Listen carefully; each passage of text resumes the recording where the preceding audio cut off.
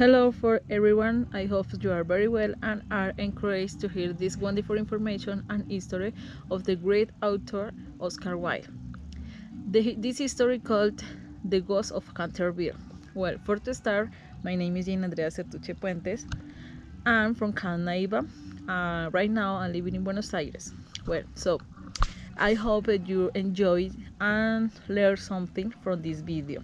Very good luck to everyone. Bye bye.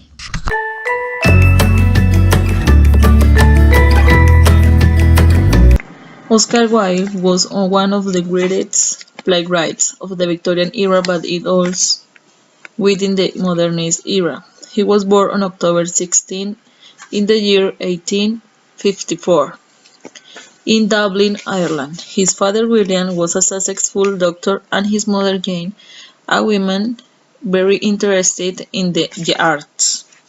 Wilde had a brother and a sister who died as a child. He was educated in prestigious universities of Dublin and Oxford, specializing in the Greek classics. In 1884, he married with Constance Lloyd, with whom he has two children. The family moved in London, and Wilde wrote several works over the next 11 years, increasing his literacy success. In 1895, Oscar Wilde was sued for the defamation after Marquess de Queensberry branded him a homosexual. Wilde in fact maintained a relationship with Lord Alfred Douglas, son of the Marquess. It ended up becoming a criminal action against Wilde himself, since at that time sodomy was a crime.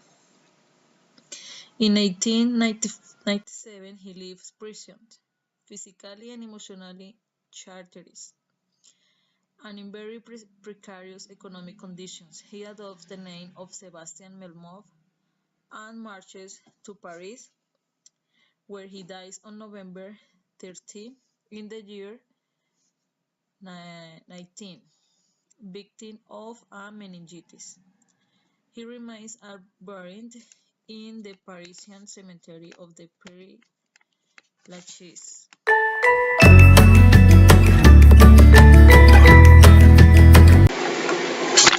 The style of writing of the readers takes us to a rather ghost history, because it's not the typical history that terrifies the reader.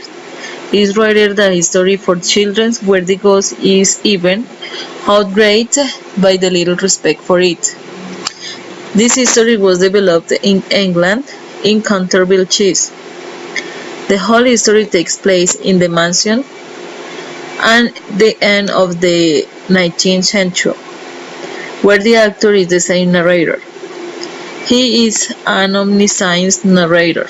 Also, for the title of the history, one thinks that is a terrifying history convinces you of the North American Kipti signs of the family that comes to live in the mansion, where the ghost is the protagonist of the history.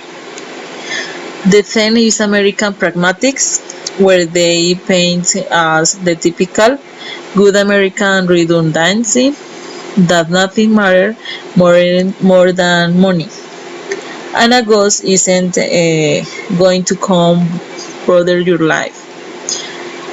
On the contrary, they make a life impossible.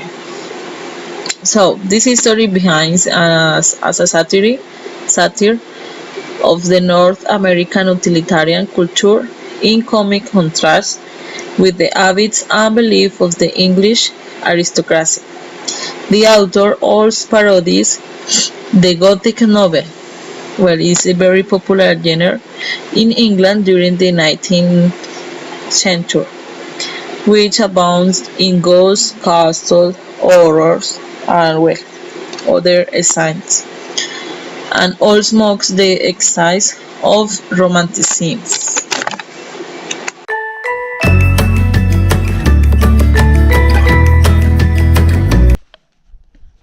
So, for to finish this video, I remember reading this book when I was in elementary school and in high school too.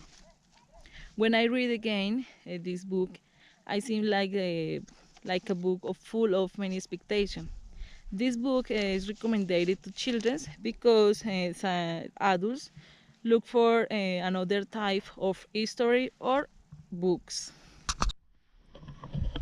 Well, finally, I recommended this book, The Ghost of Canterville, because it's a very interesting, concise, and entertaining for to read. And of course, it's well writing in history, an attractive parody full of irony. So, in addition, I recommended this book because it's short and it's a complacent for to read.